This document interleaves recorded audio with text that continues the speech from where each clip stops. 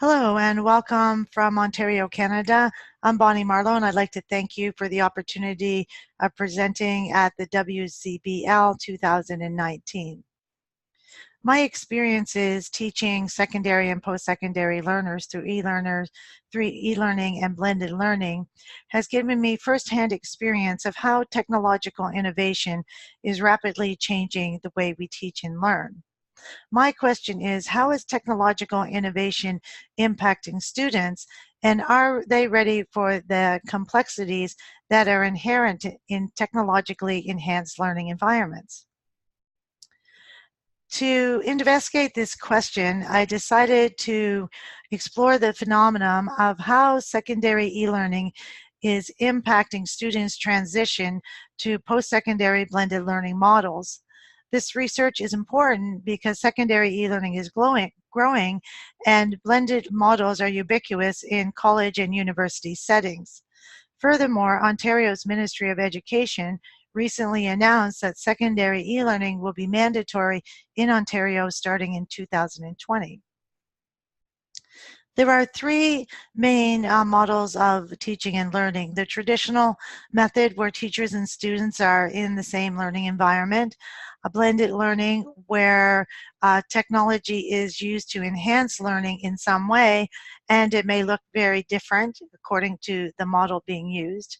E-learning, where teachers and students are separated by time and distance and use a learning management system to engage in course content and to interact with each other through asynchronous and synchronous activities.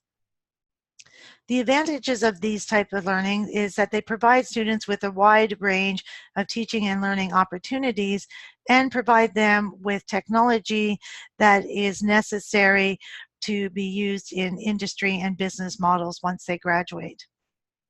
The disadvantages of using blended learning and e-learning models are that students require higher levels of organization, time management, and technological skills, and they need to have a self-regulatory nature to be able to manage the independent learning that is required in blended learning and e-learning models.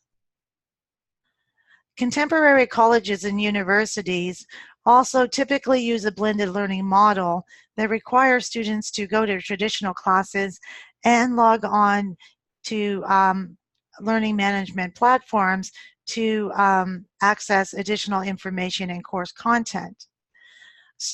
Secondary students that lack K-12 technological experiences often suffer from cognitive overload as they attempt to transition into their post-secondary blended learning models.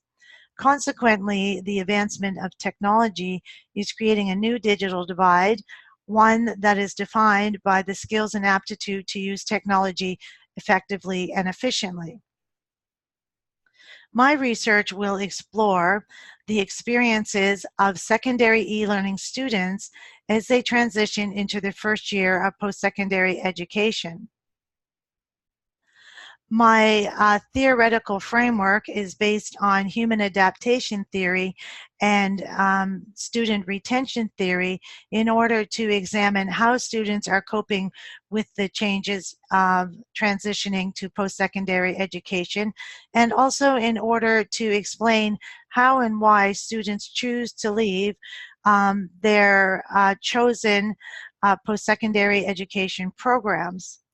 This research also shows that students with relevant K-12 learning experiences are more likely to transition successfully into their first year of college or university, and that students that do successfully transition into the first year of college or university are more likely to attain their long-term educational goals and graduate. Some of the problems that the college and university sectors face when helping secondary students transition into post-secondary education lie within the characteristics of student readiness. In the K-12 sector, blended learning is widely fragmented. Consequently, secondary students may not have the technological and self-efficacy skills to smoothly transition into their new blended learning environments.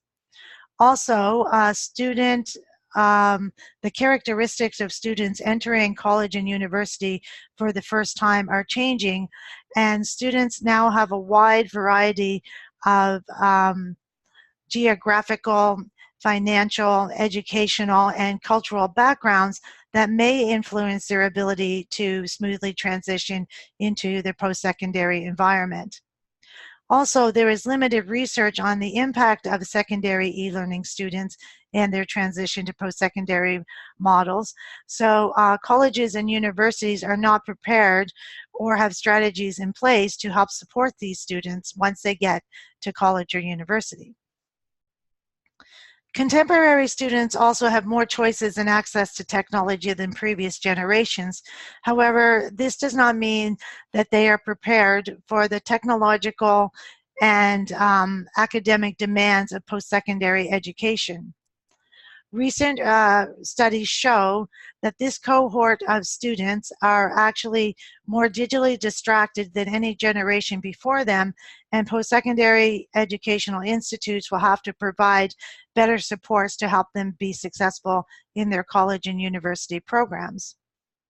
Also, there is a current Canadian study that shows that only 17% of the students surveyed felt that they were prepared for the demands and stresses of their first year of post-secondary education. Although the research on students on secondary e-learners that transition into post-secondary education is very limited, it is primarily done on university students. However, the students that have been interviewed for this research have reported that they have felt better that they have better communication, organization, and time management skills as a result of their K-12 e-learning experiences. I have chosen Georgie's descriptive phenomenological psychological methodology because it provides a more structured approach to phenomenology, and it allows me to collect the described experiences from my participants. I will use a semi-structured interview approach to interview 6 university students with secondary e-learning backgrounds and 6 college students with e-learning backgrounds to be able to collect their described experiences as they transition into their first year of post-secondary blended learning environments. Georgie's descriptive phenomenology supports my research because it supports my social constructivist epistemology that I am using to understand the complex perspective of students' experiences as they transition from the secondary e-learning into post-secondary blended learning environments. It also supports research that is exploratory in nature and provides me with a format in providing my research with student voice rather than an institutional lens. My research on how secondary e-learning impacts students' transition to post-secondary models may reflect the advantages and disadvantages of secondary e-learning and provide insights on how to support these students as they transition into their new blended learning environments. It may also help fill in some of the research gaps that exist in this area. I also hope that this research will provide some insights to help secondary and post-secondary educational institutes improve their policies in practice and transitional practices. Students that graduate from post-secondary educational institutes have better job prospects and financial opportunities that last a lifetime. Furthermore, these professionals have the skills and knowledge to help improve society for everyone. Thank you for this opportunity and your time. Have a nice day.